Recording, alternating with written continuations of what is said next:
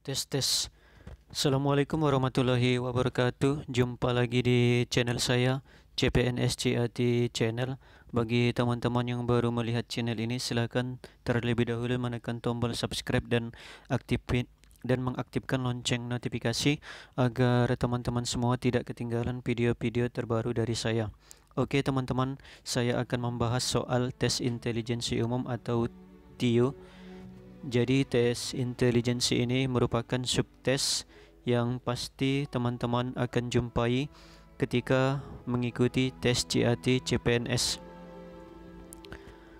Oleh karena itu, simak baik-baik soal dan pembahasan yang akan saya sampaikan, dan pastinya jangan di skip-skip ya teman-teman, agar teman-teman semua dapat mendapatkan penjelasan yang maksimal dan utuh dari soal yang akan saya bahas ini.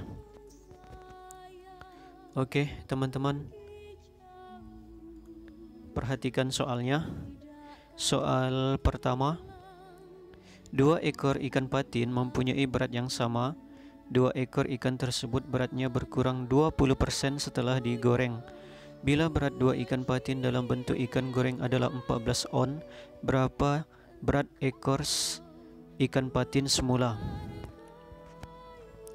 Jadi di sini ada 2 buah ekor patin yang digoreng, beratnya berkurang 20%. Jika berat 2 ekor patin itu setelah digoreng 14 on, berapa berat 1 ekor ikan patin sebelum digoreng ya teman-teman? Apakah A 1,12 kilogram, B 0,94 kilogram, C 0,875 kg, D 0,55 kg, E 0,865 kg. Oke, untuk menjawab pertanyaan ini silakan simak penjelasan berikut ini. Misalkan berat 2 ikan semula adalah X. Berat ikan setelah digoreng X dikurang 20% dikali X, karena berkurang 20%, jadi kita kurangkan 20 ya dari berat ikan semula. Maka 80% dikali X sama dengan 14 on. Artinya setelah digoreng sisanya tinggal 80% beratnya, yang beratnya 14 on ya. Maka X sama dengan 14 on dikali 100/80.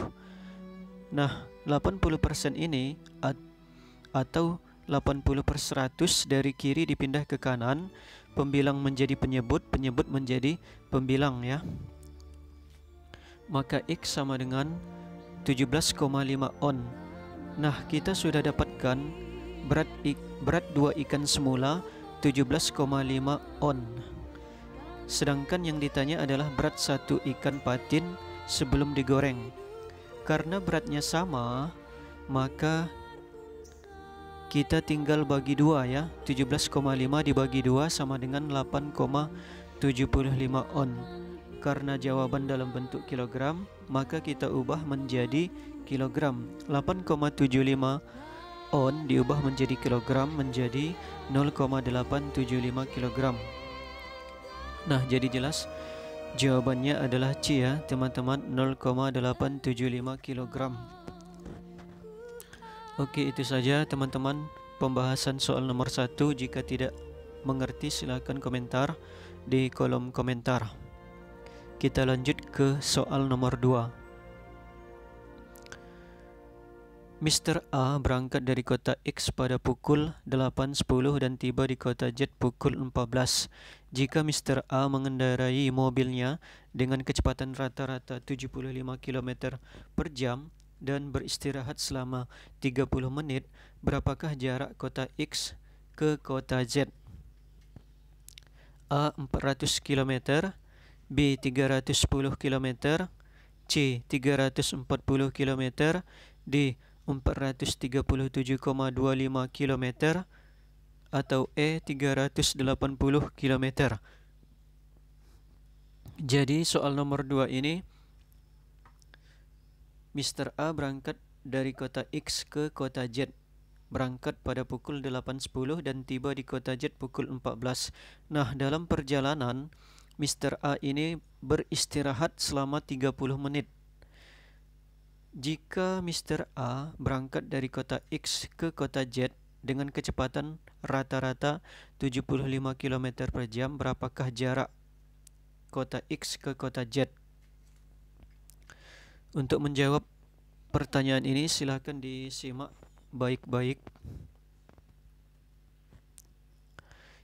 S sama dengan P kali T. Jika teman-teman menemui soal seperti ini, ada kecepatan, ada jarak, ada waktu, maka rumusnya adalah seperti ini ya. Teman-teman tidak boleh lupa S sama dengan P kali T. Ingat ujungnya saja ya, PT. Anggap saja teman-teman saat ini sedang bekerja di sebuah PT. Ingat PT-nya ya teman-teman. Apa itu S, apa itu P, dan apa itu T? S adalah jarak, P kecepatan, T adalah waktu. Jadi jarak adalah kecepatan dikalikan dengan waktu. Lama perjalanan berangkat dari pukul 8.10 ke pukul tiba di kota Z pukul 14. Berarti lama perjalanan 5 jam 50 menit. Pukul 8.10 kita hitung dulu ke pukul 9, 50 menit ya teman-teman. Nah, dari pukul 9 ke pukul 14 itu 5 jam. Berarti 5 jam 50 menit. Lama istirahat 30 menit. Maka lama perjalanan tanpa istirahat 5 jam 20 menit. 5 jam 20 menit ya, karena kita kurangkan 30 menit karena dia beristirahat, jadi tidak dihitung ya teman-teman. Perjalanan selama beristirahat tidak dihitung. Maka kecepatan rata-rata 75 km per jam. Maka jarak kota X ke kota Z adalah 75 km per jam dikali 5 menit, 5 jam 20 menit. 20 menit kita konversi ke jam, maka 20 per 60 jam. Jarak X ke Z 75 km per jam dikali 5,33 jam. Maka jarak X ke Z adalah 400 km. Jadi jawabannya A ya teman-teman, 400 km. Kita lanjut soal nomor 3.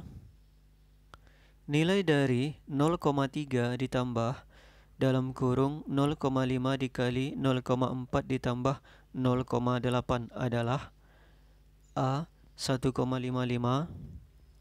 B 1,44, C 1,33, D 1,30, atau E 1,15.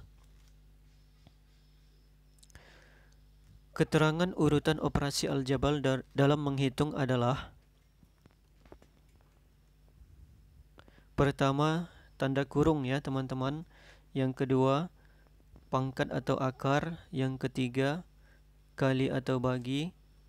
Yang keempat, tambah atau kurang. Yang pertama dalam tanda kurung. Jadi dalam tanda kurung ini harus kita utamakan ya, operasi aljabarnya harus kita hitung terlebih dahulu. Kemudian pangkat atau akar.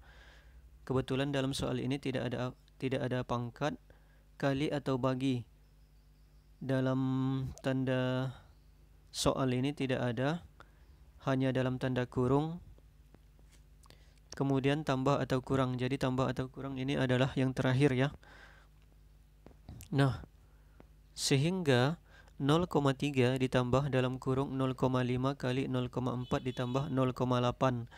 0,5 dikali 0,4 karena dalam tanda kurung kita terlebih dahulu hitung ya. 0,3 ditambah 0,2 ditambah 0,8. Maka hasilnya 1,3. Jadi jelas di sini jawabannya 1,3 ya teman-teman, D. Jawabannya adalah D, 1,3. Oke teman-teman, itu saja pembahasan soal hari ini. Semoga teman-teman menyukai video ini. Silakan tekan tombol subscribe, like, komen, dan share ya. Dan terutama aktifin lonceng notifikasi agar teman-teman bisa melihat video-video saya. Oke teman-teman, itu saja. See you next time. Bye bye.